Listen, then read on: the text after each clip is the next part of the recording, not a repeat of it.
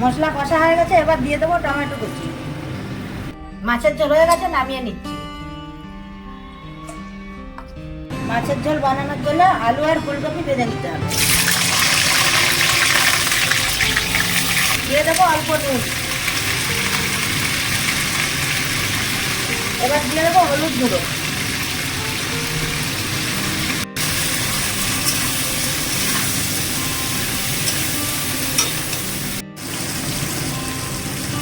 এবার মাছগুলোকে ভেজে নেব। মাছ ভাজা হয়ে গেছে, এবার নামিয়ে নেব। এবার দিয়ে দেবো তেলের মধ্যে তেজপাতা, শুকনো লঙ্কা, কালো জিরে।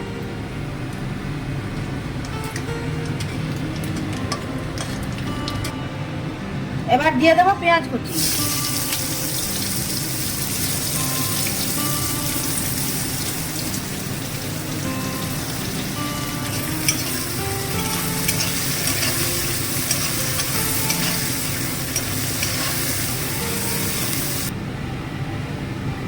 এবার দিয়ে দেবো বেটে রাখা আদা, জিরে, কাঁচা লঙ্কা।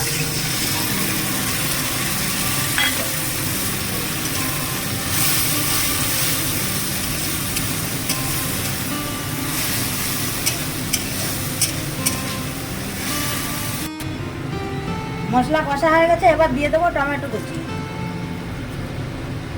কড়াইশুঁটি,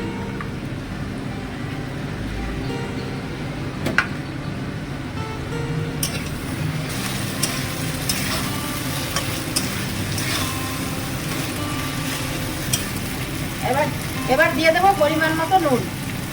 এবার দিয়ে দেবো হলুদ গুঁড়ো। এবার কষিয়ে নিতে হবে।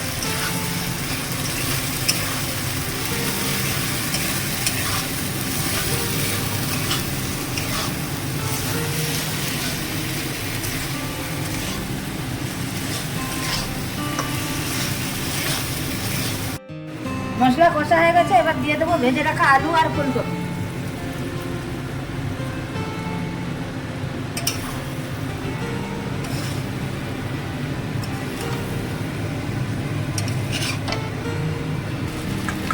আলু ফুলকপি কষানো হয়ে গেছে, এবার দিয়ে দেবো একটু জল।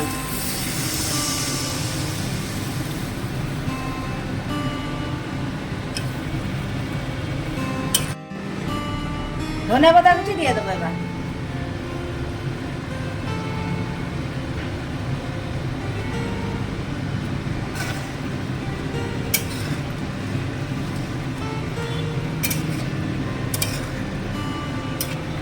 এবার দিয়ে দেবো ভেজে রাখা মাছ।